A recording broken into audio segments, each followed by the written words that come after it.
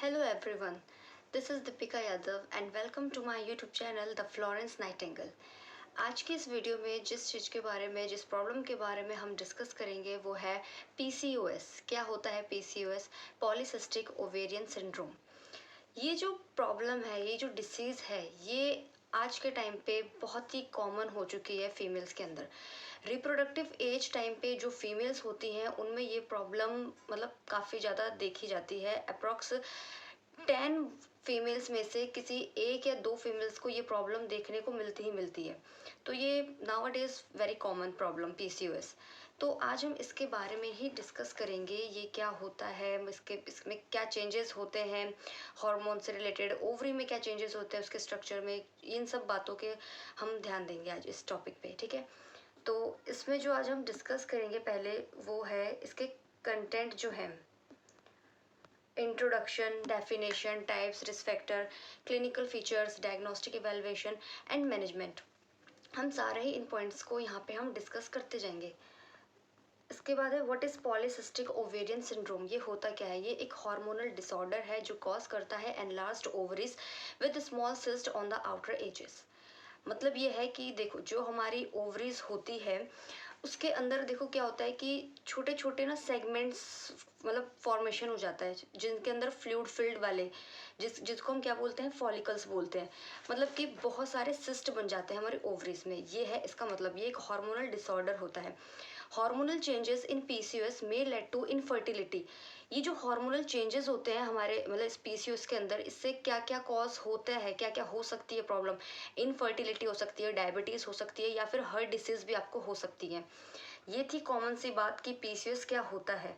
अब इसके बाद जो है, इसके बाद हम टाइप्स के बारे में अगर हम बात करें तो ये 4 टाइप के होते हैं PCOS। ठीक है, इन्फ्लामेटरी, जिसमें इन्फ्लामेशन से कॉज मतलब होते हैं इन्फ्लामेशन वगैरह। पोस्ट पिल PCOS, insulin resistance PCOS, insulin का बढ़ जाना, और एड्रेलिन PCOS। ये 4 टाइप के PCOS होते हैं। ये इनके टाइप्स हैं। अब हम डिटेल में अगर बात करें तो इन्फ्लामेटरी, देखो इन्फ्लामेटरी जो PCOS है वो is due to the inflammation.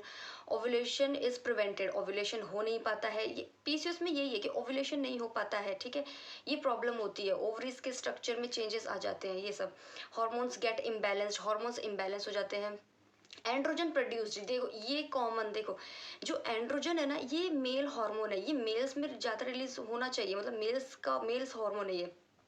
Females में क्या है कि एस्ट्रोजन और प्रोजेस्ट्रोन है, उनका रिलीज होना ज़्यादा सही है। बट इस PCOS में क्या होता है कि जो एंड्रोजन हार्मोन है ना, इसका रिलीज ज़्यादा होने लगता है, जिस वजह से ये PCOS कॉज होता है। तो एक ये इसका मतलब कॉज हो गया कि एंड्रोजन जो हार्मोन है इसका प्रोडक्शन ज़्यादा होने लगता है फीमेल के अंदर, तो फिर वो इस PCOS से इसको मतलब सफ़र करती हैं फीमेल्स। एंड इट, और ये किससे भी होता है? स्ट्रेस, अगर आपको स्ट्रेस है उससे भी होता है ये इन्फ्लामेटरी PCOS।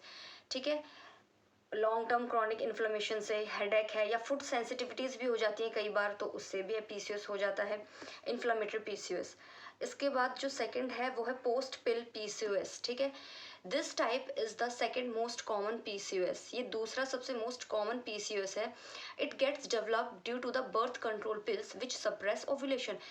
जो बर्थ कंट्रोल पिल्स होती हैं उनको अगर आप बहुत ज़्यादा एक्सेसिव अमाउंट में अगर आप ले लेते हैं, आप यूज़ करते हैं, तो उससे भी आपको PCOS होने के चांसेस काफ़ी ज़्यादा हैं, जिसको हम बोलते हैं पोस्ट पिल PCOS। ठीक है, ओव्यूलेशन सप्रेशन, LH इंक्रीज, ये सब इसके मतलब इफेक्ट्स हैं, ये सब होता है। फिर इससे ओव्यूलेशन रुक जाता है, ओव्यूलेशन नहीं होता है PCOS में। ठीक है, इसके बाद जो थर्ड टाइप है वो है इंसुलिन रेजिस्टेंट PCOS।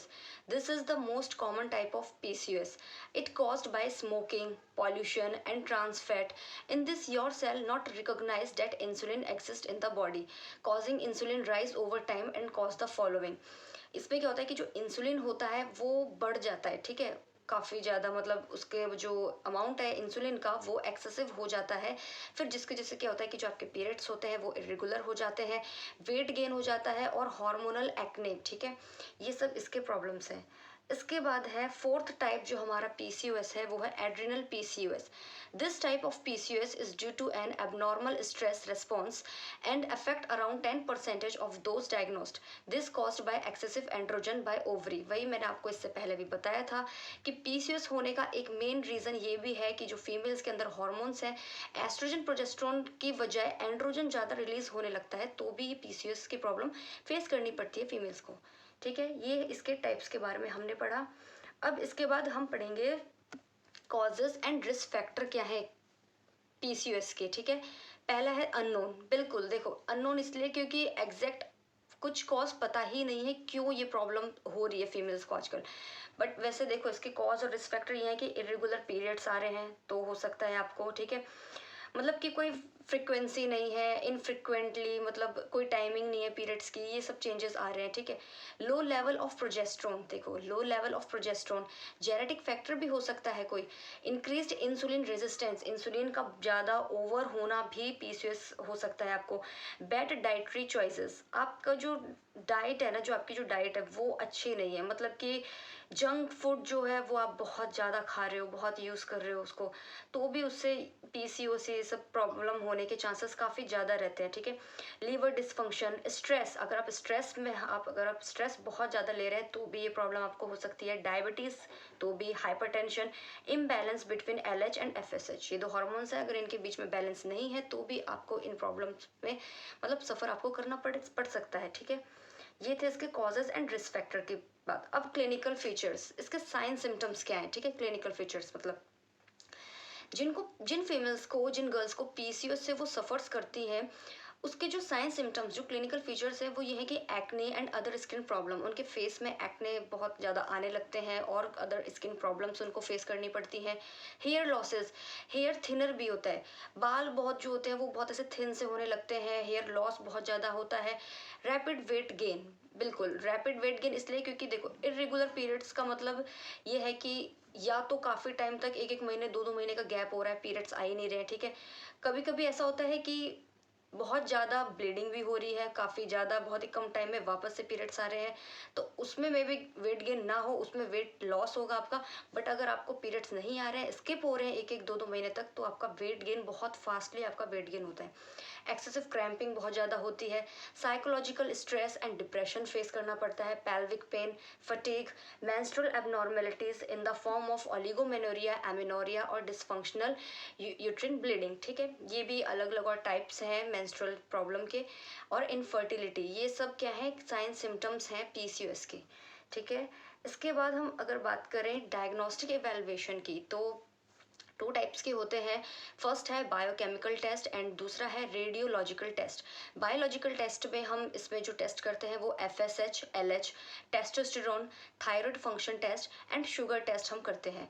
दूसरी तरफ अगर हम बात करें रेडियोलॉजिकल टेस्ट की, तो इसमें हम अल्ट्रासाउंड स्कैन करते हैं, सीटी स्कैन करते हैं और एमआरआई करते हैं पेशेंट की.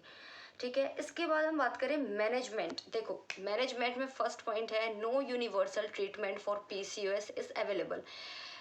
यूनिवर्सल ट्रीटमेंट एक फिक्स ऐसा कुछ भी नहीं है पीसीओएस के लिए, बट एक कंजर्वेटिव ट्रीटमेंट हम इसमें दिया जाता है इसमें पेशेंट्स को, वो ये है कि एनकरेज वेट लॉस. अपना मतलब वेट लॉस करने के लिए उनको एनकरेज किया जाए, कैसे भी वॉकिंग जो भी है, जॉगिंग करके या कुछ भी एक्सरसाइज करके अपना वेट लॉस करें. अपनी डाइट को थोड़ा ऐसे रखें कि ज़्यादा वेट गेन ना हो पाए.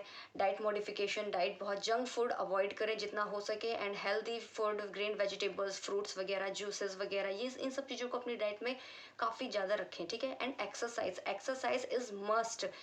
ये जो प्रॉब्लम है, प्रॉब्लम ही नहीं, वैसे भी डेली में सबको थोड़ी बहुत 15-20 मिनट एक्सरसाइज करनी ही चाहिए, एक हेल्दी मतलब हेल्थ के लिए, अच्छी हेल्थ के लिए. तो फिर अगर आपको कोई प्रॉब्लम है तो उसमें तो एक्सरसाइज बहुत ज़रूरी है. तो पीसीओएस, ये जो फीमेल्स, ये जो प्रॉब्लम है, इसमें भी एक्सरसाइज इज मस्ट. एक्सरसाइज भी अगर आप करते हो रेगुलरली, टाइम पे अच्छे से 15-20 मिनट डेली, तो इसका भी आपको पॉजिटिव इफेक्ट दिखने को मिलेगा आपके अपनी प्रॉब्लम में. ठीक है। तो एक्सरसाइज, डाइट मॉडिफिकेशन, ये सब एक कंजर्वेटिव ट्रीटमेंट में आते हैं। बट अगर हम बात करें मेडिकल मैनेजमेंट की, कि अगर आप इसका मेडिकल मैनेजमेंट क्या है, तो जिन फीमेल्स इससे सफ़र करती हैं पीसीओएस से, तो इसमें क्या होता है कि उनको एंटी डायबिटिक मेडिकेशंस दिया जाता है, ओरल कंट्रासेप्टिव ट्रीटमेंट दिया जाता है उनको, और फर्टिलिटी ट्रीटमेंट प्रोवाइड किया जाता है उनको इस प्रॉब्लम से ठीक होने के लिए। ये इसके मेडिकल मैनेजमेंट थे। बात करें अगर हम सर्जिकल मैनेजमेंट की, तो इसमें दो सर्जिकल मैनेजमेंट होते हैं, लेप्रोस्कोपिक ओवेरियन सर्जरी एंड दूसरा है ओवेरियन ब्लॉक रिसेक्शन। ये दो तरह के सर्जिकल मैनेजमेंट हैं जो पीसीओएस के पेशेंट में अप्लाई किए जाते हैं। ठीक है, ये थी बात सर्जिकल मैनेजमेंट की।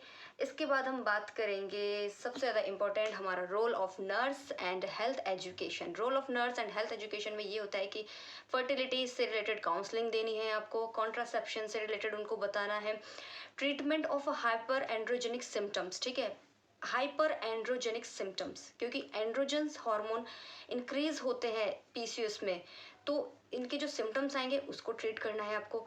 Lifestyle plan and support, nutritional counselling, nutritional से रिलेटेड आपको काउंसलिंग करनी है पेशेंट की, क्या खाना है क्या नहीं खाना है, क्योंकि ये भी बहुत इंपॉर्टेंट पॉइंट है कि पीसीओएस में आपको क्या खाना चाहिए और क्या नहीं खाना चाहिए, ये बहुत मैटर करता है। इसके बाद है साइकोलॉजिकल एंड बिहेवियरल सपोर्ट आपको प्रोवाइड करना है अपने पेशेंट को। तो with the help of this points and ये सारे आपके health education and role of nurse थे। ठीक है, तो एंड आई होप आपको ये टॉपिक समझ में आया होगा। बिल्कुल समझ में आया हो तो बहुत अच्छी बात है। एंड ये पूरा टॉपिक हमारा यहीं पे कंप्लीट होता है। ठीक है, तो अगर आपको मेरा ये वीडियो अच्छा लगा हो तो आप इसको लाइक करें, शेयर करें एंड सब्सक्राइब करें मेरे चैनल।